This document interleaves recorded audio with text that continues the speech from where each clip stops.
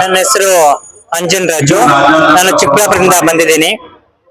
ಈಗ ಏನು ಒಂದು ನಮ್ಮ ಕರ್ನಾಟಕ ಸರ್ಕಾರ ಏನಿದೆ, ಸಿದ್ದರಾಮಯ್ಯ ಸಾಹೇಬರು ಪ್ರಣಾಳಿಕೆಯಲ್ಲಿ ಬಹಳ ಸ್ಪಷ್ಟವಾಗಿ ಹೇಳಿದ್ರು. ಚುನಾವಣೆ ಸಂದರ್ಭದಲ್ಲಿ ನಾವು ಅಧಿಕಾರಕ್ಕೆ ಬಂದ್ರೆ ಖಾಲಿ ಇರ್ತಕ್ಕಂತ ಎಲ್ಲಾ ಹುದ್ದೆಗಳನ್ನು ಭರ್ತಿ ಮಾಡ್ತೀವಿ 1 ವರ್ಷದಲ್ಲಿ ಅಂತ ಹೇಳಿದ್ರು. ಆದ್ರೆ ಅಧಿಕಾರಕ್ಕೆ ಬಂದು 3 ವರ್ಷ ಆಗ್ತಾ ಇದೆ, ಯಾವುದೇ ಹುದ್ದೆಗಳನ್ನು ಸಹ ಭರ್ತಿ ಮಾಡ್ತಾ ಇಲ್ಲ. ಆದ ಕಾರಣ ನಾವು ಬೃಹತ್ ಹೋರಾಟನ ಈ ಒಂದು ಫ್ರೀಡಂ ಪಾರ್ಕ್ ಅಲ್ಲಿ ಹಮ್ಮಿಕೊಂಡಿದ್ದೇವೆ. ಈಗ 224 ವಿಧಾನಸಭೆ ಹಾಗೂ 75 ವಿಧಾನ ಪರಿಷತ್ ಸ್ಥಾನಗಳಿದಾವೆ.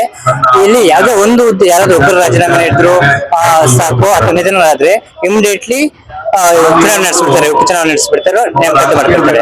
ಅದೇ ರೀತಿ ಸರ್ಕಾರದಲ್ಲಿ 2.5 ಲಕ್ಷ ಹುದ್ದೆ ಖಾಲಿ ಇದೆ.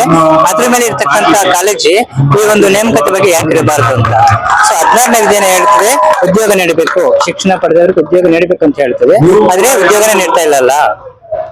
ಸೊ ಅದೇ ರೀತಿ ಡಿ ಕೆ ಶಿವಕುಮಾರ್ ಸಾಹೇಬ್ ಮಾತಾಡ್ತಾರೆ, ಎಲ್ಲಿಗಾದ್ರು ನಮ್ಮ ಕರ್ನಾಟಕ ರಾಷ್ಟ್ರಕವಿ ಕಂಡಂತಹ ಕುವೆಂಪುರವರ ಸರ್ವ ಜನಾಂಗದ ಶಾಂತಿಯ ತೋಟ ಆಗ್ಬೇಕಂತ ಹೇಳ್ತಾರೆ. ಸರ್ವ ಜನಾಂಗ ಶಾಂತಿಯ ತೋಟ ಆಗ್ಬೇಕಾದ್ರೆ ಅಲ್ಲಿ ಸಿಬ್ಬಂದಿ ಇಂಪಾರ್ಟೆಂಟ್, ಪೊಲೀಸ್ ಸಿಬ್ಬಂದಿ ಇಂಪಾರ್ಟೆಂಟ್. ಪೊಲೀಸರೇ ಇಲ್ಲ ಅಂದ್ರೆ ಅಲ್ಲಿ ಶಾಂತಿ ಯಾವ ರೀತಿ ನಾವು ಕಾಣಲು ಸಾಧ್ಯವಾಗ್ತದೆ? ಅದೇ ರೀತಿ ಸರ್ವ ಜನಾಂಗ ಶಾಂತಿಯ ತೋಟ ಆಗಬೇಕಾದ್ರೆ ಅಲ್ಲಿ ಶಿಕ್ಷಣ ಇಂಪಾರ್ಟೆಂಟ್, ಶಿಕ್ಷಕರು ಇಂಪಾರ್ಟೆಂಟ್.